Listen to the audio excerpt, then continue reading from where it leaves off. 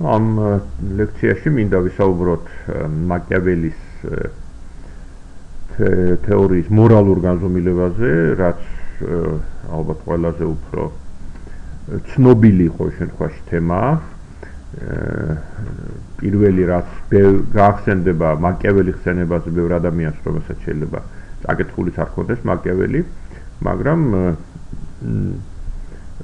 პირველ რიგში ბევრ ადამიანს გაახსენდება ესეთი მაქსიმა, წესი, სლოგანი, თუ შეიძლება ასე ვთქვათ, მიზანი ამართლებს საშუალებას, რაც პრაქტიკულად ისეა გაგებული, რომ პოლიტიკაში ყველაფერი მოსულა, ყველაფერი დასაშვებია, თუ პოლიტიკოს აქვს რაღაც მიზანი და პოლიტიკოს მიზანი ჩვეულებრივ ეს არის ძალაუფლების გამტკიცება, გაზრდა, გაფართოება,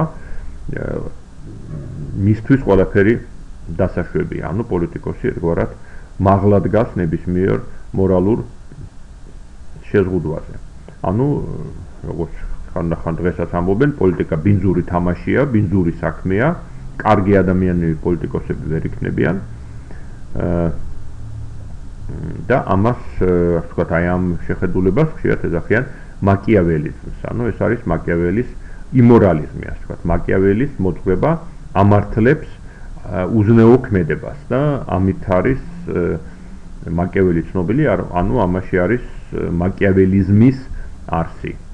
და სწორედ ასეთი რეპუტაცია აქვს მაკიაველის და ამის გამო მათ შორის ის შერისხული იყო კათოლიკური ეკლესიის მიერაც, ეს ნაშრომი თავარი აკრძალული იყო კათოლიკური ეკლესიის მიერ. კათოლიკური ეკლესიამ აკრძალა ეს ნაშრომი როგორც მორალური საპირისპირო. მაგრამ მეორე მხრივ მაკიაველის ტექსტს რო წავიკითხავთ, მაკიაველის ტექსტთან ჩანს, რომ მას აქვს გარკვეული ნორმატული წარმოდგენები, გარკვეული წარმოდგენა იმაზე, როგორი უნდა იყოს ყოველ შემთხვევაში მთავარი, როგორი თვისებები უნდა ჰქონდეს მას და ეს თვისებები შეიძლება შევაჯამოთ ცნებით სიკველე. შესაბამისად შეგვიძლია ვისაუბროთ და ბევრი მკვლევარი არსებობს, ბევრი მკვლევარი საუბრობს მაკიაველის სიკველეზე, ანუ სიკველის ცნებაზე მაკიაველისთან. კარგი მთავარი მაკიაველისთვის არის სწორედ მთავარი, რომელსაც აქვს ეს რომელსაც ახასიათებს სიკველე. სიკველეს ვამბობ ქართულად, იტალიურად ეს ცნება არის virtu, რომელსაც თავის მხრივ აქვს ლათინური ძირი, ამას დაუბრუნდებით, კონკრეტულად რას ნიშნავს ეს, მაგრამ ყოველ შემთხვევაში აქ შეგვიძლია ვთქვათ, რომ მაკიაველის აქვს გარკვეული მორალური წარმოდგენები, ან ყოველ შემთხვევაში ნორმატული წარმოდგენები და გარკვეული წარმოდგენები იმაზე, რა არის კარგი და რა არის ცუდი. შესაბამისად შეგვიძლია ვილაპარაკოთ არა იმაზე, მაინც და მაინც, რომ მაკიაველი თქვათ არის იმორალისტი და მორალს არ ცნობს, არამედ იმას, რომ მაკიაველის ნორმატული წარმოდგენები არის ალტერნატული, სხვაგვარი, გარკვეულად უჩვეულო იმ ტრადიციულ წარმოდგენებთან, რაც არსებობდა და რაც ადამიანთა ცნობიერებაში, ადამიანების უმრავლესობის ცნობიერებაში არის ასოცირებული ზნეობასთან. სახელდობ, რა თქმა უნდა, ეს არის ქრისტიანული წარმოდგენები, ის წარმოდგენები, რომლებიც ახასიათებს ქრისტიანულ მოძღვრებას და რომელსაც იცავს ტრადიციულად იცავს ქრისტიანული ეკლესია. ქრისტიანობის ეთიკური წარმოდგენების საფუძველში დევს ის მოსაზრება, რომ ადამიანი არის ბუნებით ცოდვილი და ეს ცოდვილობა დაკავშირებულია მის ადამიანობასთან, ანუ იმასთან, რომ მას აქვს სხეულებრივი ხორციელი ბუნება, ანუ ადამიანში არის ორი ბუნება, არის სხეულებრივი ხორციელი ბუნება, ერთის მხრივ, მეორეს მხრივ არის სულიერება. აი, სულიერება არის ის, რაც ადამიანში კარგია და ღირებულია, ხოლო ხორციელი მხარე არის ის, რაც ადამიანს ცოდვაში აგდებს.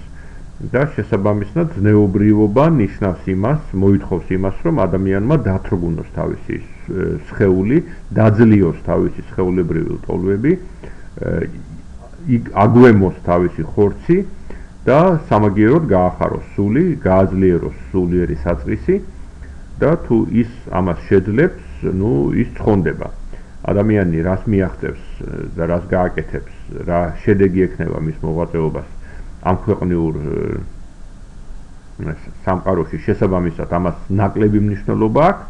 ნამდვილი კრიტერიუმი იმისა არის თუ არა ადამიანის ზნეობრივი, ეს არის უპირველეს ყოვლისა მისი სულის ცხონება. ანუ ის თუ რამდენად შეძლო მან თავისი სხეულებრივი ტოლების დაძლევა.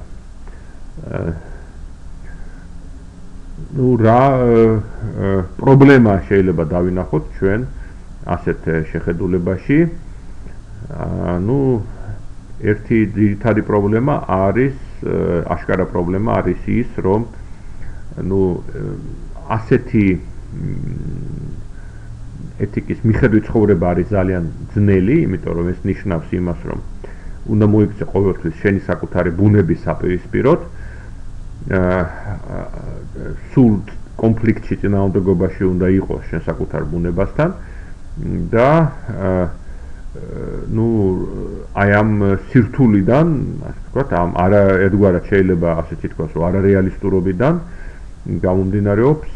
მომდინარეობს ფარისევლობის საფრთხეც, ანუ რა კი ადამიანების უდიდეს უმრავლესობას, ყოველ შემთხვევაში იმ ადამიანებს, ვინც წმინდანებად შემდეგ არ არის შერაცხული, მათ უჭირთ ასე ცხოვრება, მაგრამ ამავე დროს პრეტენზია აქვთ, რომ იყვნენ ზნეობრივი ადამიანები, ამიტომ ისინი ცდილობენ რაღაც გარეგნული ნიშნებით მიემსგავსონ ეთიკურ ადამიანებს, თავი წარმოაჩინონ ეთიკურ ადამიანებად, მაგრამ სინამდვილეში რეალურად მათ მოქმედებას ისევ ადამიანური ტოლვები განსაზღვრავს, მათი ამპარტავნება, მათი ამბიცია, სხვებზე აღმატებულობის განცდა, ან სხვებზე აღმატებულობის დემონსტრირება და ასე შემდეგ. ანუ ადამიანები, ვინცაც ყველაზე მეტი პრეტენზია აქვს ეთიკურობაზე, შეიძლება სწორედ ამაში ჩანდეს, რომ ისინი ყველაზე უფრო, ვთქვათ, არაეთიკურები არიან, თუნდაც იმ თვალსაზრისით, რომ ვარდებიან ამპარტავნების ცოდვაში. და ეს არის არამხოლოდ თეორიული საფრთხე, ასე ვთქვათ, თეორიული შესაძლებლობა, ეს პრობლემა, ეს რეალობა კარგად იყო წარმოჩენილი მაკიაველის დროინდელ ეკლესიაში, კათოლიკურ ეკლესიაში, როდესაც ერთი მხრივ კათოლიკური ეკლესია უნდა ყოფილიყო ამ ეთიკურობის და სულიერების ნიმუში, მაგრამ მეორე მხრივ რეალობაში ეკლესია იყო საკმაოდ აგრესიული პოლიტიკური მოთამაშე და მისი ხელმძღვანელები საკმაოდ ცოდვილი ადამიანები იყვნენ. პირველ რიგში ეს ეხება პაპს ალექსანდრე მე-6-ს, რომელიც გამოირჩეოდა და განსაკუთრებით უზნეო ადამიანი იყო, როგორც მრუშობის თვალსაზრისით, ისე ძალაუფლებისადმი დაუოკებელი სწრაფვის თვალსაზრისით.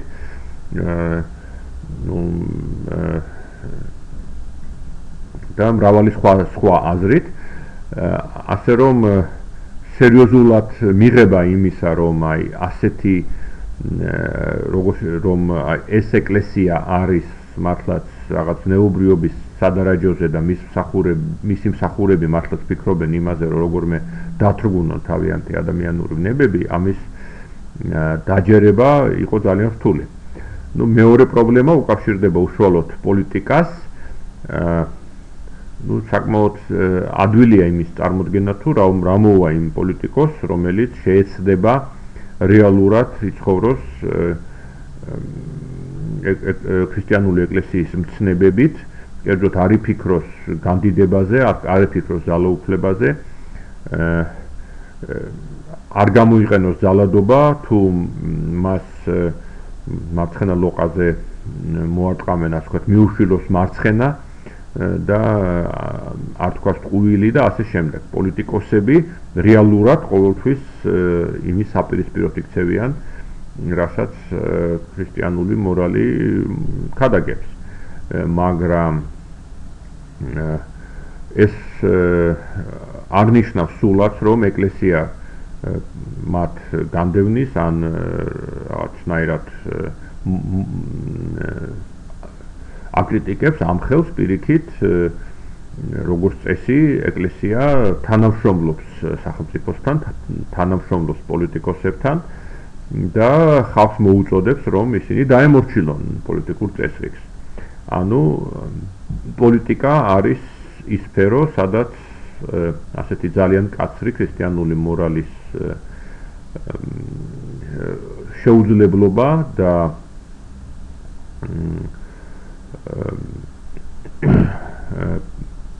ფარისევლობა არის განსაკუთრებით თვალსაჩინო.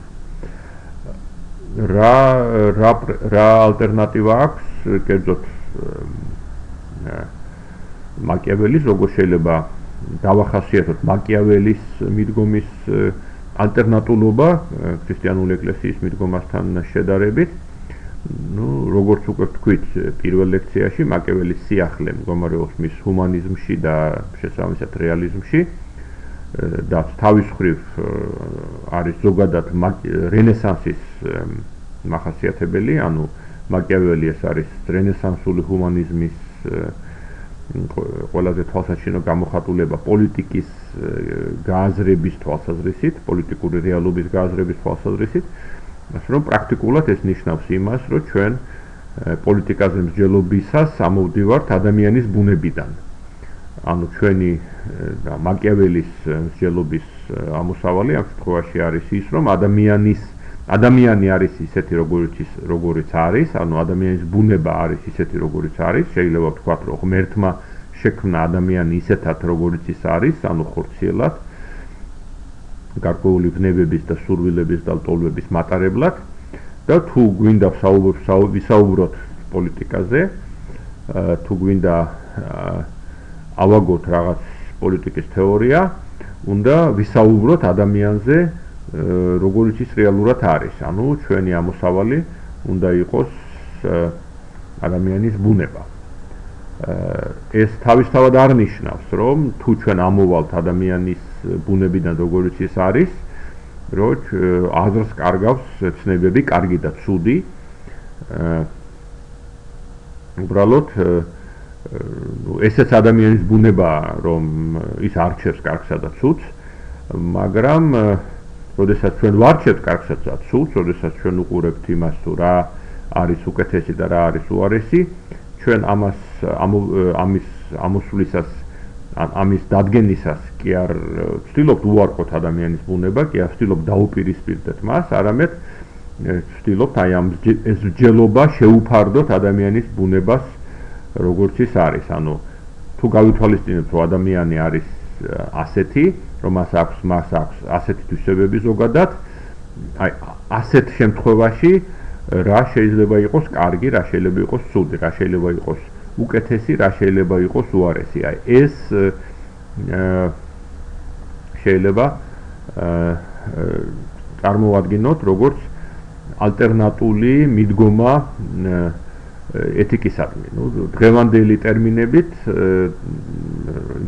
რომელსაც მე-20 საუკუნეში ვხმარობთ, 21 საუკუნეში უკაცრავად, თუმცა ეს 24 საუკუნეში ჩამოყალიბდა ეს ტერმინოლოგია, ქრისტიანობის მიდგომა შეგვიძლია წარმოვადგინოთ როგორც დეონტოლოგიური, ანუ არსებობს რაღაც მცნებები, რომლებიც საბოლოოდ ღმერთისგან მოდის, მაგრამ რომელებიც არის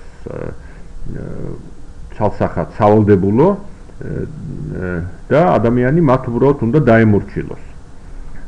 და ადამიანის ეთიკურობა მხოლოდ და მხოლოდ იმით განისაზღვრება, თუ რამდენად ემორჩილება ის რაღაც ნორმებს და ეს ნორმები საიდან მოდის, რელიგიის შემთხვევაში გასაგებია, რომ ისინი ღმერთიდან მოდის. თანამედროვე დეონტოლოგიურ მოძღვრებებში შეიძლება სხვანაირად გავიაზროთ ეს საკითხი. ხოლო მაკიაველის მიდგომა შეგვიძლია დეონტოლოგიური საპირისპიროდ გავიაზროთ როგორც პრაგმატული, როგორც ადამიანის ქცევის რეალურ შედეგებზე ორიენტირებული. ანუ კარგი არის ის, რასაც მოაქვს კარგი შედეგი ადამიანებისთვის და ცუდი არის ის, რასაც მოაქვს ცუდი შედეგი ადამიანებისთვის. აი ესეც მორალური მსჯელობაა, ესეც ნორმატიული მსჯელობაა, მაგრამ მისი უპირატესობა, ასე ვთქვათ, არის მდგომარეობს იმაში, რომ ის რეალობიდან ამოდის და შესაბამისად ამ მისი მოთხოვნები არის უფრო რეალისტური. ამავე დროს შეგვიძლია ვთქვათ, რომ ასეთი მსჯელობის, ასეთი მიდგომის სამიზნე არის არა იდეალური ინდივიდი, ცალკე აღებული რაღაც იზოლირებული ინდივიდი, რომელიც მხოლოდ და მხოლოდ საკუთარი სულის გადარჩენაზე და საკუთარი მორალური მეს, ვთქვათ, ხსნაზე ფიქრობს, არამედ ინდივიდი, რომელიც არის საზოგადოებრივი ინდივიდი, რომელიც ცხოვრობს საზოგადოებაში და ცდილობს წარმატებას მიაღწიოს საზოგადოებაში. აი, ასეთი ინდივიდის შემთხვევაში რა არის სწორი და რა არის არასწორი. რა არის მისაღები და რა არის მიუღებელი. აი, ეს არის ის თუ როგორ აყენებს საკითხს მაკიაველი.